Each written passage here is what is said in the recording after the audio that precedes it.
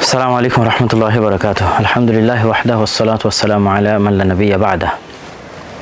প্রশংসা আল্লাহ সুবহানাহু ওয়া তাআলার জন্য, শান্তি অবতীর্ণ হোক মুহাম্মদ সাল্লাল্লাহু আলাইহি ওয়াসাল্লামের প্রতি। সম্মানিত উপস্থিতি, যদি আমাদের আওয়াজ এবং সাউন্ড স্পষ্ট থাকে আপনারা একটু দয়া করে কমেন্ট করে জানাবেন, আর যদি শুনতে না পান সেটাও জানাবেন। আমরা আজকে আপনাদের সামনে উপস্থিত হয়েছি বর্তমান বিশ্বের ইরান এবং ইসরায়েলের যে চলমান উত্তেজনাকর পরিস্থিতি, সেই চলমান উত্তেজনাকর পরিস্থিতি নিয়ে একটি সামারি এবং সেখান থেকে আমাদের শিক্ষা বা আমাদের করণীয়, এই বিষয়ে সংক্ষিপ্ত কিন্তু গুরুত্বপূর্ণ একটি আলোচনা আপনাদের সামনে তুলে ধরার চেষ্টা করব ইনশাআল্লাহ।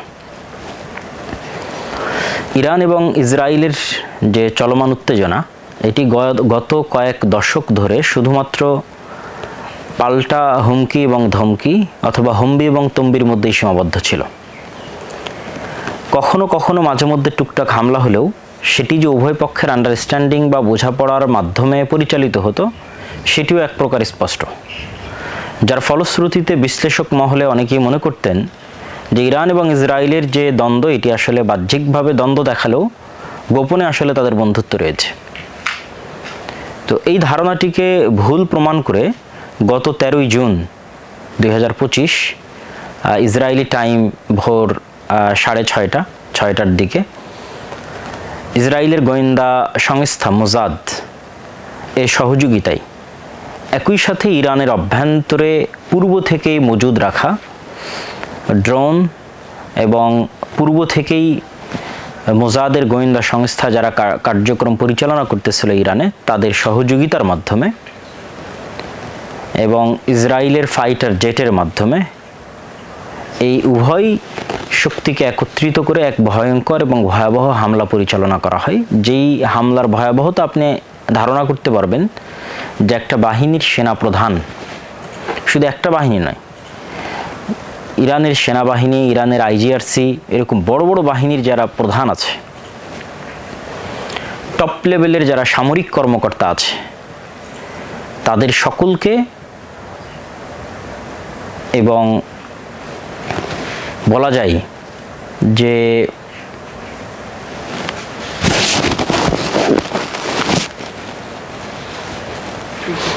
তাদের সকলকে দুনিয়া থেকে বিদায় করে দেওয়া হয়েছে। সম্মানিত উপস্থিতি, আশা করি আপনারা আমাদের কথা শুনতে পাচ্ছেন। যদি শুনতে পান তাহলে অবশ্যই একটু কমেন্ট করবেন।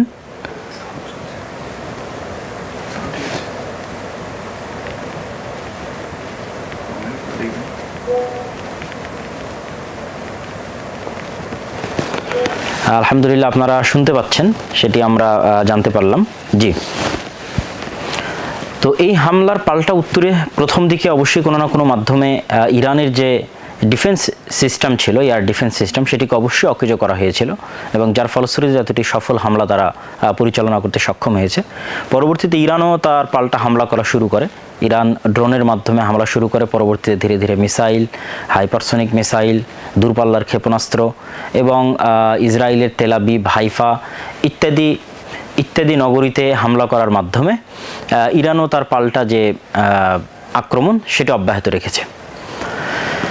ইসরায়েলের আন্তর্জাতিক বিমানবন্দর বন্ধ ঘোষণা করা হয়েছে। উভয় পক্ষেই মোটামুটি ভালো ক্ষয়ক্ষতি হয়েছে আহত নিহতের দিক থেকে। অবশ্যই ইসরায়েলের কম হবে, ইরানের বেশি হবে, এটি স্বাভাবিক, কারণ ইসরায়েলের প্রতিটি বাড়িতেই অভ্যন্তরীণ বাংকার আছে এবং সাইরেন বাজলে তারা সেখানে আশ্রয় নেয়।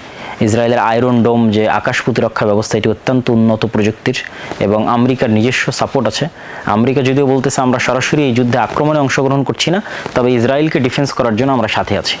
তো আমেরিকা যেহেতু ইসরায়েলকে ডিফেন্স করার জন্য সাথে আছে, সেহেতু ইরান যত মিসাইলে নিক্ষেপ করুক সেগুলো খুব কম সংখ্যকই লক্ষ্যভেদ করতেছে। অধিকাংশই রাস্তাতেই ইন্টারসেপ্ট তথা রাস্তাতেই পাল্টা মিসাইল এসে সেগুলোকে আক্রমণ করে ধ্বংস করে দিচ্ছে, যেটা আকাশ প্রতিরক্ষা ব্যবস্থার অংশ।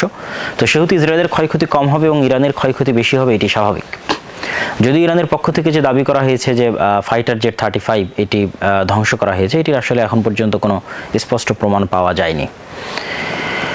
ইরান হয়তো সামনে হরমুজ প্রণালী বন্ধ ঘোষণা করতে পারে। আপনারা ম্যাপে দেখলে দেখবেন যেটি পারস্য উপসাগর, ওমান সাগর এবং আরব সাগরের মধ্যে যে কানেকশন এবং মধ্যপ্রাচ্যের যতগুলো বড় বড় দেশ আছে তাদের তেল সহ বিভিন্ন কিছু আমদানি এবং রপ্তানির যে মূল লাইন, সেই হরমুজ প্রণালী, সেটি যদি ইরান বন্ধ ঘোষণা করে তাহলে এই যুদ্ধটা আরও ব্যাপক আকার ধারণ করবে। এবং অনেকেই ধারণা করতেছে যে এই যুদ্ধ হয়তো অতি সত্বর বা অতি সহজেই থামার নয়, বরং একটা ফুল স্কেলের তৃতীয় বিশ্বযুদ্ধও রূপ নিতে পারে। আল্লাহু আলাম, আল্লাহ সুবহানাহু ওয়া তাআলা ভালো জানেন।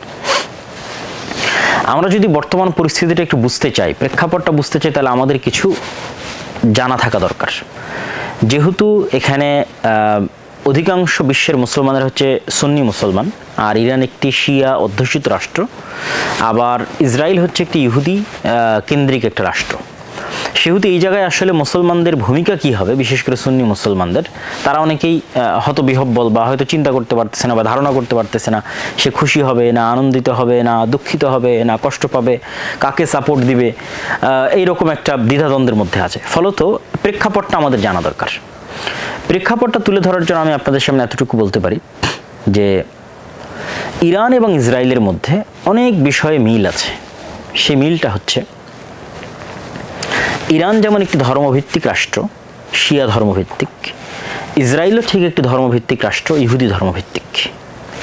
তৃতীয় যেটি মিল সেটি হচ্ছে, ইরানের যেমন মধ্যপ্রাচ্য কেন্দ্রিক উচ্চাশা এবং উচ্চাকাঙ্ক্ষা আছে রাজনৈতিক আধিপত্যের, ঠিক তেমনি ইসরায়েলেরও পুরো মধ্যপ্রাচ্যে দাদাগিরি করার তার লালিত স্বপ্ন আছে, সে গ্রেটার ইসরায়েল বানাতে চায়।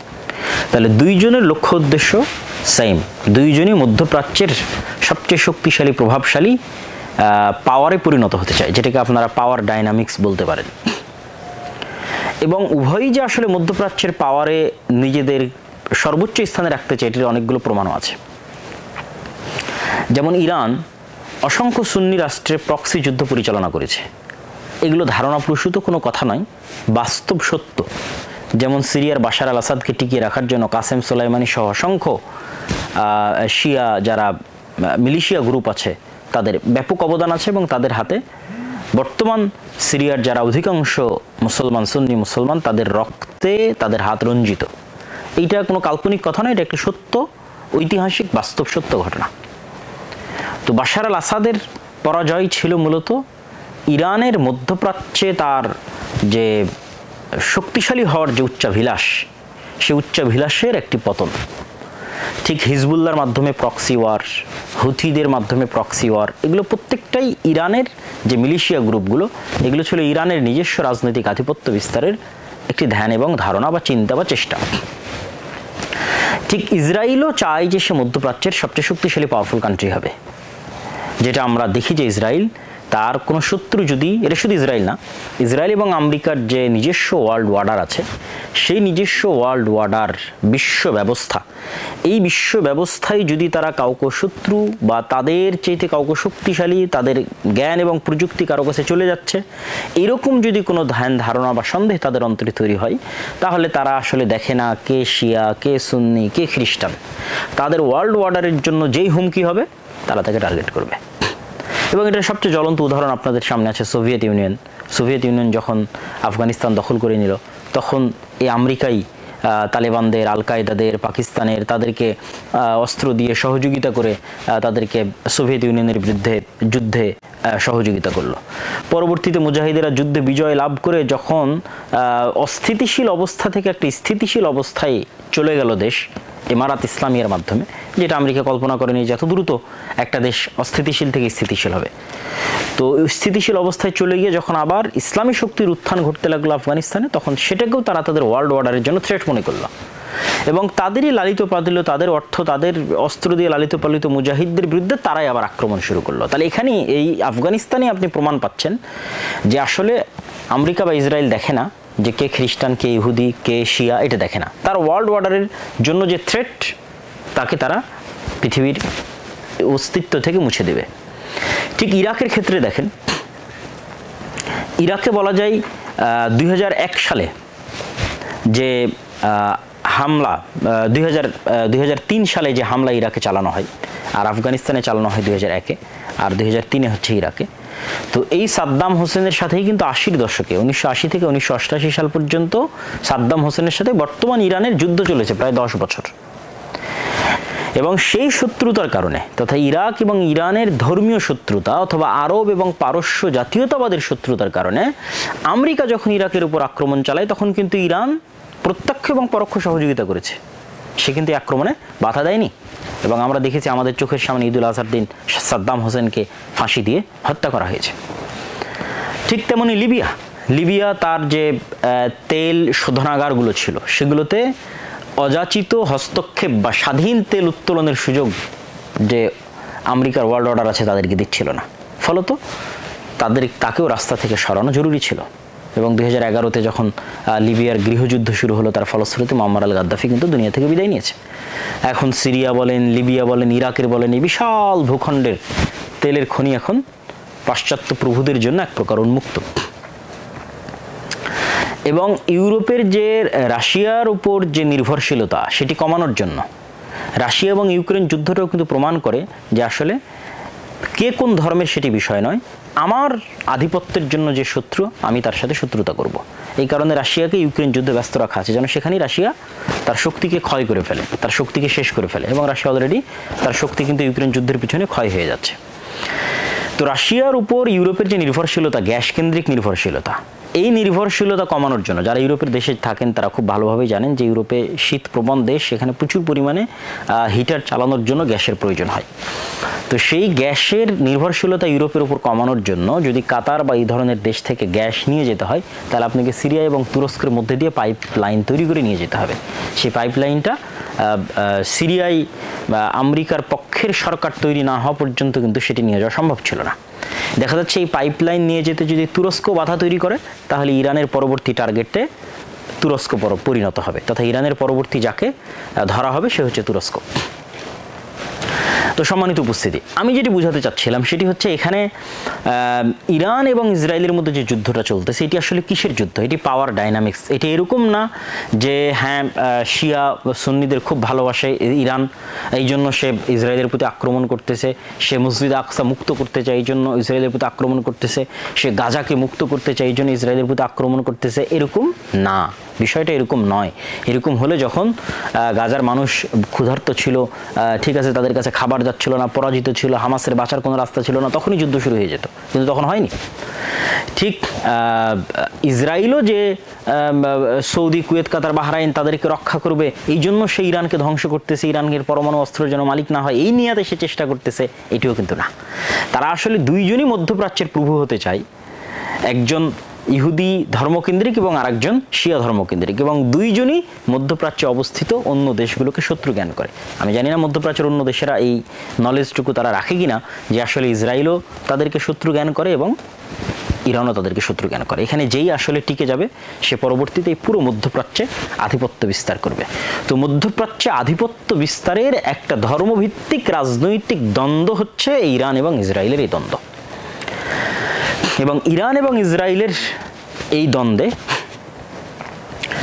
আমাদের যেটি সবচেয়ে বেশি শিক্ষার আছে সেটা হচ্ছে, দেখেন ইরানকে বারবার ডোনাল্ড ট্রাম্পের যে টুইট, আপনারা এক্স, এখন তো টুইটার না, এক্স প্ল্যাটফর্মে গিয়ে যদি আপনারা ডোনাল্ড ট্রাম্পের লাস্ট 4-5টা পোস্ট দেখেন, তাহলে সেখানে তিনি স্পষ্টভাবে একজন প্রেসিডেন্ট পদের জায়গা থেকে স্পষ্টভাবে থ্রেটমূলক বাক্য উচ্চারণ করে তিনি বলছেন যে আমি বারবার ইরানকে বলেছি যে তোমরা একটা পারমাণবিক চুক্তি করো, ঠিক আছে, আমাদের সাথে নেগোসিয়েশনে আসো, না হলে 60 দিনের সময় 61 দিন থেকে তোমাদের খবর আছে, অমুক আছে তুমুক আছে, আমেরিকা বিশাল অস্ত্রের অধিকারী, ধ্বংস করে দিবে, শেষ করে দিবে, অসংখ্য, মানে সব ভয়াবহ রকমের সব থ্রেট।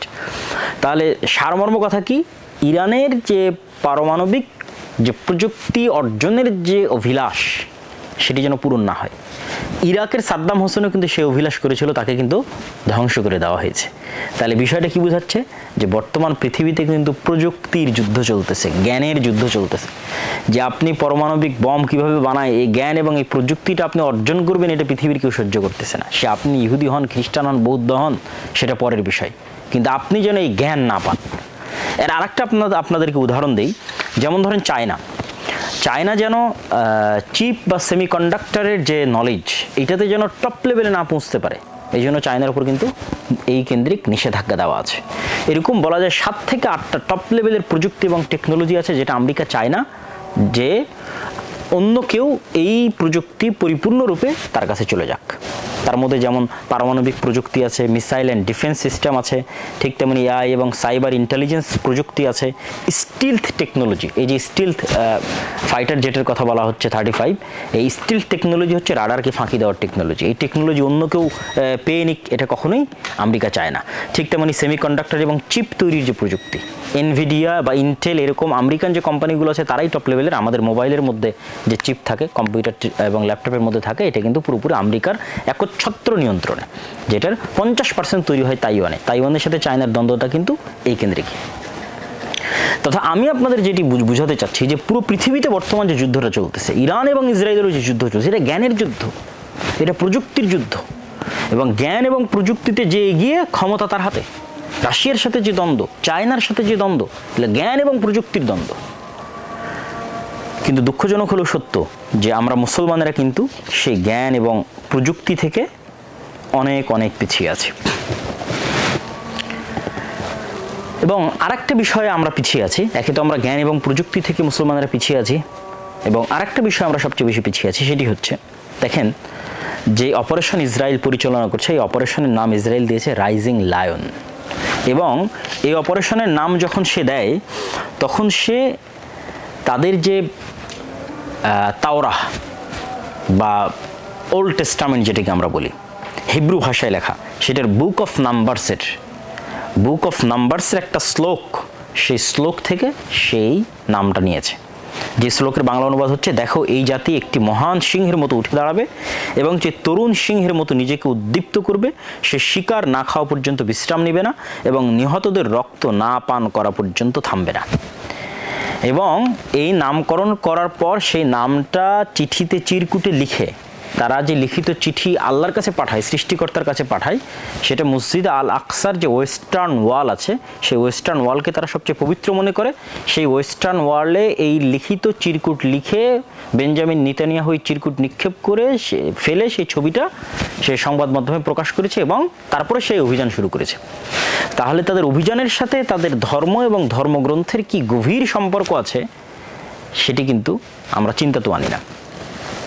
ঠিক গাজার বিরুদ্ধে যে অভিযানটা তারা পরিচালনা করেছিল, গাজার বিরুদ্ধে এই অভিযানও তারা যে নাম রেখেছিল গাজার বিরুদ্ধে অভিযান পরিচালনায়, আমালেক, সেটিও 2023 সালের 28 অক্টোবর এক বিবৃতিতে নেতানিয়াহু বাইবেলের বুক অফ ডিউটেরনমি সেখান থেকে উদ্ধৃত করে আমালেক, যেটা আমরা ওই যে আমালেকা গোত্রের বিরুদ্ধে মুসা আলাইহিস সালাতু ওয়াস সালাম বা ইউশা বিন নুনের যে যুদ্ধের বর্ণনা আল্লাহ সুবহানাহু ওয়া তাআলা কোরআনে উল্লেখ করেছেন, সেই যুদ্ধের স্মৃতিচারণে তারা কল্পনা করতেছে যে হামাস বা গাজাকে তারা সম্পূর্ণরূপে নির্মূল করে দিবে, ঠিক যেভাবে আমালেকাদের ওই সময় ইউশা বিন নুন এবং মুসা আলাইহিস সালাতু ওয়াস সালাম বনু ইসরাইল যেভাবে নির্মূল করেছিল। তাহলে এবং তাদের যতগুলো অস্ত্র আছে, টেকনোলজি আছে, সবগুলোর নামকরণেও তারা ধর্মীয় নাম সবসময় ব্যবহার করে। যেমন তাদের একটা অস্ত্রের নাম হচ্ছে ডেভিড স্লিং, ডেভিড মানে দাউদ আলাইহিস সালাতু ওয়াস সালাম। আপনারা এই বিষয়ে আরও স্টাডি করে দেখতে পারেন এবং আমি আমার বহু বক্তব্যে তুলে ধরেছি যে ইহুদিরা তাদের ধর্মের প্রতি কী পরিমাণ কট্টর বিশ্বাসী। এখান থেকে আমাদের যেটা শিক্ষণীয় সেটি আমি আমার বহু বক্তব্যে বলেছি যে যেখানে ইহুদিরা তাদের নিজের দিনের উপর কঠোরভাবে বিশ্বাসী হয়ে তারা তাদের সকল কিছু পরিচালনা করতেছে এবং পৃথিবীর কারো কেয়ার বা পরোয়া করতেছে না, তার দিনের উপর বিশ্বাসী থাকার ক্ষেত্রে এবং তার দিনকে রক্ষা করার ক্ষেত্রে, তার দেশকে রক্ষা করার ক্ষেত্রে কাউকে পরোয়া করতেছে না। ঠিক আমাদের পার্শ্ববর্তী দেশ ভারতের যারা হিন্দু আছে তারাও তাদের দিনের উপর কট্টর বিশ্বাসী, যে সেই কট্টর বিশ্বাস থেকে তারা কাউকে ছাড় দিচ্ছে না।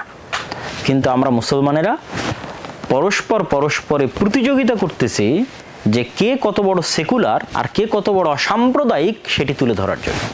এই সমস্ত অসাম্প্রদায়িকতা আর সেকুলারদের পৃথিবীতে কারো কাছে দাম নাই, তারা শুধু গোলাম এবং দালাল হিসেবে পৃথিবীতে বসবাস করতে পারে। আর গোলাম এবং দালালের বাইরে যদি মেরুদণ্ড সোজা করে শক্ত করে দাঁড়াতে হয় তাহলে নিজ দিনের উপর পূর্ণ আত্মবিশ্বাস, পূর্ণ আস্থা এবং পূর্ণ কনফিডেন্স, কোনো প্রকার হীনম্মন্যতা ছাড়া যদি আপনি সামনের দিকে আগাতে পারেন তবেই পৃথিবী আপনাকে দাম দিবে, পৃথিবী আপনাকে গণনার মধ্যে কাউন্ট করবে। এবং ইরানের উপর যে হামলা চলতেছে এটা প্রমাণ করে যে ইরানকে তারা গণনার মধ্যে কাউন্ট করতেছে। ইরানকে কেন গণনার মধ্যে কাউন্ট করতেছে? ইরানের নিজস্ব ওয়ার্ল্ড অর্ডার আছে, ইরানের নিজস্ব থিওরি আছে, যদিও সেটা শিয়া ধর্মীয় রাজনীতি কেন্দ্রিক, যেটাও মধ্যপ্রাচ্যের সুন্নি রাষ্ট্রগুলোর জন্য থ্রেট, কিন্তু তারপরেও সে তার নিজস্ব আদর্শে অটল এবং অটুট। এই কারণে তাকে গণনার মধ্যে, ধর্তব্যের মধ্যে আনতে হচ্ছে ইসরায়েলকে। আর আমরা যারা আমাদের ইমান এবং আকীদা বিক্রি করে দিচ্ছি বা সেকুলার হওয়ার প্রতিযোগিতায় লিপ্ত আছি, অসাম্প্রদায়িক হওয়ার প্রতিযোগিতায় লিপ্ত আছি এবং নিজের দিনের উপর হীনম্মন্যতা আমরা বোধ করি এবং কতটুকু নিজের দিনে ছাড় দেওয়া যায়, কম্প্রোমাইজ করা যায় সেটা নিয়ে আমরা চিন্তা করি, তাদের আসলে পৃথিবীতে কোনো ভাত নাই, অথবা তাদের আসলে পৃথিবীতে কেউ দাম দেওয়ার বা কেউ গণনা করার যোগ্যও মনে করে না। এই জন্য আমি এই ইরান ইসরায়েলের যে যুদ্ধ চলতেছে, এই যুদ্ধের যদি আমি সারমর্ম বা সামারি যদি আমি আপনাদের সামনে তুলে ধরি, তাহলে সেই সামারি এবং সারমর্মের এতটুকু বলতে পারি, বা আরও দু একটা পয়েন্ট যদি ছুটে গিয়ে থাকে, যে ইরানের সাথে যেই মৌখিক দ্বন্দ্ব, এটা আসলে তথাকথিত যে ইসলামী বিপ্লব তারপরই শুরু হয়েছে। এই তথাকথিত ইসলামী বিপ্লব 1979-এর আগের যে সময়গুলো, যখন রেজা শাহ পাহলবিরা ছিল, তখন কিন্তু সেকুলার শ্রেণী বা সেখানে বসবাস করতো। ঠিক যেমন আমরা আমাদের দেশে যেমন বলে থাকি শাহবাগী বা এই জাতীয়, ঠিক আছে। তো ইসরায়েলও কিন্তু চাচ্ছে যে ওই জাতীয় কেউ ইরানের ক্ষমতায় আসুক, যে সেকুলার হবে, অসাম্প্রদায়িক হবে, ছাড় দিবে, কম্প্রোমাইজ করবে, এবং ওই রেজা শাহ পেহলভির বংশধরদেরকে পুনরায় ইরানে বসানোর জন্য কিন্তু তারা চেষ্টা করতেছে। তো আসলে আমেরিকা এবং ইসরায়েলের যে সমগ্র পৃথিবীব্যাপী যে নিজস্ব একটা ওয়ার্ল্ড অর্ডার, এবং এর বিরুদ্ধে যদি কেউ দাঁড়ায় তারা তাকে ছাড় দেবে না, এটি ঠিক। এবং হয়তো পরবর্তী টার্গেটে তুরস্ক পরিণত হতে পারে, পাকিস্তান, এবং ধারাবাহিকভাবে সৌদি সহ অন্যান্য ইসলামী মুসলিম যে দেশগুলো তারাও আসবে। তো এইটার ক্ষেত্রে আসলে মুসলমানদের করণীয় কি? তাদের যে শক্তি, সেই শক্তির সামনে দাঁড়ানোর মতো মুসলমানদের নিজস্ব শক্তি তৈরি করার চিন্তা থাকতে হবে। যে আপনি শুধু আমেরিকা থেকে অস্ত্র কিনবেন, সেই অস্ত্রের সফটওয়্যারও তাদের কাছে, ঠিক আছে। সেটা আপনি নতুন করে সেই অস্ত্র তৈরির যে টেকনোলজি, সেটাও সে আপনাকে দিবে না। আবার সেই অস্ত্র যদি আপনি তার বিরুদ্ধে প্রয়োগ করতে চান, সেটির অনুমতিও সে দিবে না। সেই অস্ত্র যদি আপনি ইসরায়েলের বিরুদ্ধে প্রয়োগ করতে চান, সেটির অনুমতিও সে দিবে না। হ্যাঁ, পাকিস্তানের কাছে আমেরিকা যে অস্ত্রগুলো বিক্রি করে, সেটির জন্য ভারতের বিরুদ্ধে ব্যবহার না করা যায়, সেই শর্ত দিয়ে থাকে। তাহলে শুধু অস্ত্র কেনার প্রতি যদি নির্ভর করে, আমি যে সামারি এটা করতেছি, যে বর্তমান বিশ্বে প্রযুক্তির যুদ্ধ চলতেছে, জ্ঞানের যুদ্ধ চলতেছে। ইরানের উপর আক্রমণ করা হচ্ছে শুধু এই কারণেই যে সে জ্ঞানের দিক থেকে তার পরমাণু বিজ্ঞানীরা পারমাণবিক জ্ঞান অর্জন করে ফেলতেছে, এই কারণে আক্রমণ হচ্ছে, জ্ঞানের যুদ্ধ। অতএব মুসলিম বিশ্বের যারা কান্ট্রি আছে, আমাদের ছোট দেশ বাংলাদেশ, তাদেরও আসলে শুধু চেতনা বিক্রি করা বাদ দিয়ে বা সেকুলার হওয়ার প্রতিযোগিতা বাদ দিয়ে তাদেরও মনোযোগ দেওয়া উচিত যে কিভাবে তারা নিজস্ব প্রযুক্তি ডেভেলপ করবে। বর্তমান যে 5th জেনারেশনের যে যুদ্ধগুলো পরিচালিত, বা 4th এবং 5th জেনারেশনের যে যুদ্ধগুলো পরিচালিত হচ্ছে, এই যুদ্ধগুলোতে ড্রোনের ভূমিকা, এয়ার ডিফেন্স সিস্টেমের ভূমিকা, ঠিক আছে, এবং সাইবার অ্যাটাকের ভূমিকা, এগুলো তো আপনারা ভারত পাকিস্তান এবং বর্তমান ইরান ইসরায়েল যুদ্ধে যারা মোটামুটি অবজার্ভ করেছেন তারা খুব ভালোভাবে জানেন। এই প্রত্যেকটা সেক্টরে বাংলাদেশ পিছিয়ে আছে। বাংলাদেশের এয়ার ডিফেন্স সিস্টেম বলতে কিছুই নেই, বাংলাদেশের ড্রোন ব্যবস্থা বলতে কিছুই নেই, বাংলাদেশের ফাইটার জেট আক্রমণ করবে, ঠিক আছে, বা মিসাইল সিস্টেম, ক্ষেপণাস্ত্র নিক্ষেপ করবে, কিছুই নেই।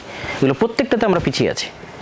আমাদের পার্শ্ববর্তী কোনো দেশ যদি আমাদের উপর আক্রমণ করে, যেমনটা ইসরায়েল ইরানের উপর করেছে, তাহলে ইরানের যে অবস্থা আছে তার 1000 গুণ খারাপ অবস্থায় বাংলাদেশের। আর আমাদের যুব সমাজ ব্যস্ত আছে কিসে? জুয়া, নেশা, মদ, খেলতামাশা। আর ইসরায়েলের ইহুদিরা কিসে ব্যস্ত আছে? জ্ঞান, গবেষণা, ঠিক আছে, নতুন নতুন প্রযুক্তি, জীবন দেওয়া। প্রত্যেকটা ইসরায়েলের নাগরিকের জন্য যুদ্ধের ট্রেনিং নেওয়া জরুরি, ফরজ। সবাইকে 2 বছরের জন্য যুদ্ধের ট্রেনিং নিতে হয়, তারপরে তারা নিজ নিজ কাজে ব্যস্ত থাকে, যুদ্ধ শুরু হলে আবার তাদের অ্যাক্টিভ হতে হয়, ঠিক আছে। এটাই তাদের জীবনের লক্ষ্য এবং উদ্দেশ্য। আর আমাদের জীবনের কোনো লক্ষ্য নেই, কোনো উদ্দেশ্য না। তো আমাদের নবী মুহাম্মদ সাল্লাল্লাহু আলাইহি ওয়াসাল্লাম আমাদের জন্য জীবনের লক্ষ্য এবং উদ্দেশ্য দিয়ে গেছেন, কিন্তু আমরা লক্ষ্যহীন উদ্ভ্রান্তের মতো ঘুরে বেড়াচ্ছি এবং তথা কোনো প্রকার প্রোডাক্টিভিটি ছাড়া শুধু এর গীবত করা, মারামারি করা, গন্ডগোল করা, কোনো প্রোডাক্টিভ কাজ নাই, কোনো গঠনমূলক কাজ নাই, ঠিক আছে। ফেসবুক, ইউটিউব, টুইটারে সময় নষ্ট করা, কোনো লাইফস্টাইলের কোনো টাইম ম্যানেজমেন্ট নাই, যে আমার লাইফস্টাইল কীভাবে হবে, স্বাস্থ্যের প্রতি কোনো খোঁজ নাই, যে আমি স্বাস্থ্য ঠিক রাখবো, সময়কে কাজে লাগাবো, টাইমকে ঠিকভাবে কাজে লাগাবো, কিছুই নাই। শুধু সময় নষ্ট এবং গল্প, গীবত, তহমতের মাধ্যমে আমাদের সময় পার হয়ে যাচ্ছে। অর্থাৎ ভাইরা, আমাদের জন্য করণীয় কি? এই দিন আমাদের সামনেও আসবে এবং সেই দিনের প্রস্তুতি হিসেবে আমাদের জ্ঞান, বিজ্ঞান এবং প্রযুক্তি, পড়াশোনা, প্রোডাক্টিভ লাইফ সামনে এগিয়ে যেতে হবে এবং নিজ নিজ জায়গা থেকে সর্বোচ্চ চেষ্টা করতে হবে। এটি মুক্তি, এটা ছাড়া মুক্তির কোনো রাস্তা নেই। হ্যাঁ, আমরা হয়তো শক্তি দিয়ে তাদের সাথে পারবো না, কিন্তু শক্তির বিষয়ে আল্লাহ সুবহানাহু ওয়া তাআলা, যেটা বলে আমি আমার বক্তব্য শেষ করব, শক্তির বিষয়ে আল্লাহ সুবহানাহু ওয়া তাআলা বলেছেন, ফাআম্মা আদুন ফাস্তাকবারু ফিল আরজ বিগাইরিল হাক্কি ওয়া ক্বালু মান আশাদ্দু মিন্না কুওয়া। আদ জাতিকে যখন ধ্বংসের ঘোষণা আল্লাহ দিয়েছিলেন, তখন আদ জাতি বলেছিল যে বর্তমান পৃথিবীতে আমাদের চেয়ে শক্তিশালী কে আছে? মান আশাদ্দু মিন্না কুওয়া। যেমন আজকে আমেরিকা, ইসরায়েল বলতে পারে যে সব টেকনোলজি তো তাদের কাছে, পৃথিবীতে আর কারো কাছে কোনো টেকনোলজিই নেই। যে 2-1টা মুসলিম দেশ তাদের কাছে টেকনোলজি কিনেছে, সেগুলো তো তারা তাদের বিরুদ্ধে ব্যবহার করতে পারবে না। সুতরাং তাদের চেয়ে সুপার পাওয়ার পৃথিবীতে কেউই নাই। এটাই সত্য কথা। কিন্তু আল্লাহ সুবহানাহু ওয়া তাআলা বলছেন আওয়ালাম ইয়ারাও আন্নাল্লাহাল্লাযী খালাকাহুম হুয়া আশাদ্দু মিনহুম কুওয়া। মানুষেরা কি জানে না যে আমেরিকার ইসরায়েল যদি সুপার পাওয়ার হয় তো আমেরিকার ইসরায়েলকে কে সৃষ্টি করেছে? এই আমেরিকা, আল্লাহ নিজে কোরআনে বলছে আওয়ালাম ইয়ারাও আন্নাল্লাহাল্লাযী খালাকাহুম, যে আমেরিকা এবং ইসরায়েলকে যে আল্লাহ সৃষ্টি করেছে সে আল্লাহ তো তাদের চেয়ে শক্তিশালী। আমেরিকা এবং ইসরায়েল যদি আজকের সকল জ্ঞান বিজ্ঞান এবং টেকনোলজির মালিক হয়ে শক্তিশালী হয় তো এগুলো সবগুলোর সৃষ্টিকর্তা হচ্ছেন আল্লাহ সুবহানাহু ওয়া তাআলা। আমেরিকা এবং ইসরায়েলের সৃষ্টিকর্তা, এই টেকনোলজি, এই ড্রোন, এয়ার ডিফেন্স সবগুলো সৃষ্টিকর্তা আল্লাহ সুবহানাহু ওয়া তাআলা। তাহলে আল্লাহ হচ্ছেন তাদের চেয়ে শক্তিশালী। তো আল্লাহ অবশ্যই অলৌকিক কিছু ঘটাতে পারেন, ঘটাবেন, ঘটান, ঘটিয়ে থাকেন, ভবিষ্যতেও ঘটাবেন, কিন্তু তাদের জন্যই ঘটান যারা পাওয়ার যোগ্য। ফিরআউনকে মুসা আলাইহিস সালাতু ওয়াস সালাম তার শক্তি দিয়ে পরাজিত করবে এরকম কোনো শক্তি মুসা আলাইহিস সালাতু ওয়াস সালামের কাছে ছিল না, এই জন্য তাকে পালিয়ে যেতে হচ্ছিল। কিন্তু আল্লাহ পৃথিবীর ইতিহাসের সবচেয়ে ব্যতিক্রম অলৌকিক ঘটনা ঘটিয়ে ফিরআউনকে ধ্বংস করে দিয়েছেন। তো এইরকমই কোনো অলৌকিক ঘটনার মাধ্যমে আল্লাহ ধ্বংস করতে পারেন, কিন্তু সেটার জন্য যে চেষ্টা, যে কনিষ্ঠতা, যে ইখলাস, সেটা কিন্তু আমাদের নাই, যে ত্যাগ সেটা কিন্তু আমাদের নাই। আমাদের যে ইউরোপীয় উপনিবেশ, পুরো মুসলিম বিশ্বের সকল মুসলমানদের সমস্যা হচ্ছে, উৎস হচ্ছে ইউরোপীয় উপনিবেশ। এই যে আফ্রিকায় যে সমস্যা, ইব্রাহিম ট্রাওরে, ঠিক আছে, বুরকিনা ফাসোর যে আফ্রিকান মুসলমানদের উপর যে ফ্রান্সের যে উপনিবেশ, ঠিক আছে, যে আপনার টাকা কেন্দ্রীয় ব্যাংক, ফ্রান্সের কেন্দ্রীয় ব্যাংকই রাখতে হবে, অসংখ্য যে শর্তগুলো, এটা না দরকার, আমরা আরেকদিন আলোচনা করবো ইনশাআল্লাহ। তো এই যে উপনিবেশ, আফ্রিকায় উপনিবেশ, বর্তমান পাকিস্তান, ভারত এবং কাশ্মীরের দ্বন্দ্ব, এটাও উপনিবেশের সৃষ্টি, ফিলিস্তিন ইসরায়েলের দ্বন্দ্ব, এটাও উপনিবেশের সৃষ্টি। এই 190 বছরের উপনিবেশ মুসলমানদেরকে এমন, মুসলমানদের জিনের মধ্যে, ব্লাডের মধ্যে এমনভাবে গোলামি, কলোনিয়াল মাইন্ড সেট আপ ঢুকিয়ে দিয়েছে যে মুসলমানেরা তাদের আত্মমর্যাদা, আত্মসম্মান ভুলে গেছে। তাদের একটা টাকার জন্য মিথ্যা বলা, একটা টাকা বেশি ইনকাম করার জন্য দুর্নীতি করা, এটি তাদের মজ্জাগত স্বভাব। ধোঁকা দেওয়া, এটি তাদের মজ্জাগত স্বভাব। এই জন্য মুসলমানদের কিনে নেওয়া আমেরিকা এবং ইসরায়েলের কাছে 1-2 মিনিটের ব্যাপার। এই যে ইরানের মধ্যে এত মুজাদের গোয়েন্দা কীভাবে অর্থের কাছে বিক্রি হয়ে যাওয়া, ঠিক আছে। আর অন্যদিকে একটা ইহুদি গোয়েন্দা যদি বুঝতে পারে সে ধরা পড়বে, তাহলে সে বিষ পান করে মারা যাবে। কি পরিমাণ তার নিজের উপর আস্থা, ঠিক আছে। আর আমরা হচ্ছে আমাদের দিনকে বিক্রি করে দেবো টাকার জন্য। এই টাকার জন্য বিক্রি করে দেবো, এই মেন্টালিটি আমাদের মধ্যে তৈরি হয়েছে কীভাবে? 190 বছরের গোলামির মাধ্যমে তৈরি হয়েছে। এই জন্য আল্লামা ইকবাল বলেছেন, সাবাক ফিরসে পার সাদাকাত কা, সুজাআত কা, আদালত কা, লিয়া জায়গা তুঝসে কাম দুনিয়া কি ইমামত কা। যে মুসলমানেরা তোমরা সত্য বলা শিখো, ন্যায়পরায়ণ, আমানতদার হওয়া শিখো, আত্মমর্যাদা সম্পন্ন, আত্মবিশ্বাসী হওয়া শিখো, নিজের দিনের উপর কট্টর আস্থা এবং বিশ্বাস নিয়ে আসা, হীনম্মন্য না হওয়া, সেকুলারিজম, ডেমোক্রেসির মতো যে ওয়ার্ল্ড অর্ডার যেগুলো আছে, কেন্দ্রীয় বিশ্বায়নের, গ্লোবালাইজেশনের, এগুলোকে ছুঁড়ে ফেলে দেওয়া, আস্থা করে নিক্ষেপ করা এবং নিজের দিনের উপর অগাধ আস্থা এবং বিশ্বাস নিয়ে সামনের দিকে এগিয়ে যাওয়া এবং চেষ্টা করা এবং ত্যাগের মন মানসিকতা রাখা। যখন আপনি আপনার সর্বোচ্চ চেষ্টা এবং সর্বোচ্চ ত্যাগ করবেন ইখলাসের সাথে, তখন আল্লাহর সাহায্য অবশ্যই আসবে। তো সম্মানিত উপস্থিতি, আমরা যদি আমাদের পুরো আলোচনা সামারি করি, তাহলে আমরা এটি বলতে চাই যে ইরান এবং ইসরায়েলের যে যুদ্ধ, এটা পাওয়ার ডাইনামিক্স। এটা কি বলে ওর নাম, ইরান জেরুজালেমের খুব ভালো চাই, গাজার খুব ভালো চাই, এই জন্য হামলা করতেছে, অথবা ইসরায়েল সৌদি, কুয়েত, কাতার, বাহরাইনকে রক্ষা করবে ইরান থেকে, এরকম কিছু না। তাদের উভয়েরই লক্ষ্য তারা মধ্যপ্রাচ্যে তাদের শাসনকে প্রতিষ্ঠিত করবে। এই জন্য একজন আরেকজনকে সহ্য করতে পারতেছে না, কেন উভয়ই জ্ঞান বিজ্ঞান থেকে একজন আরেকজনের কাছাকাছি চলে আসতেছে। এই জন্য তাদের মধ্যে এই ফাইটটা লাজেম, জরুরি ছিল, এটা হওয়ারই ছিল, এটা সংঘটিত হয়ে গেছে। কিন্তু এখান থেকে আমাদের জন্য যে শিক্ষাগুলো নেওয়ার আছে, মুসলিম উম্মার জন্য যে শিক্ষাগুলো নেওয়ার আছে, সেই শিক্ষাগুলো তাদেরকে নিতে হবে এবং সেভাবেই সামনের পথ আমাদেরকে বাছাই করার চেষ্টা করতে হবে। আল্লাহ সুবহানাহু ওয়া তাআলা আমাদের তৌফিক দান করুক, আল্লাহুম্মা আমিন। আশা করি আবার আপনাদের সাথে দেখা হবে ইনশাআল্লাহ সমসাময়িক বিষয় নিয়ে। আসসালামু আলাইকুম ওয়া রাহমাতুল্লাহি ওয়া বারাকাতুহু। আর হ্যাঁ, একটা কথা বলতে ভুলে গেলাম, সেটি হচ্ছে আমাদের মাসিক আল ইতিসামে আপনারা নিয়মিত এরকম সমসাময়িক বিষয়, আমাদের লেখনী, সম্পাদকীয় সব কিছু পান এবং পেয়ে থাকেন। অতএব মাসিক আল ইতিসাম নিয়মিত পড়ার চেষ্টা করুন, ওয়েবসাইট থেকে হোক অথবা গ্রাহক হওয়ার মাধ্যমে হোক, এজেন্ট হওয়ার মাধ্যমে হোক। এটি আপনাদের কাছে উদাত্ত আহ্বান থাকলো। আসসালামু আলাইকুম ওয়া রাহমাতুল্লাহি ওয়া বারাকাতুহু।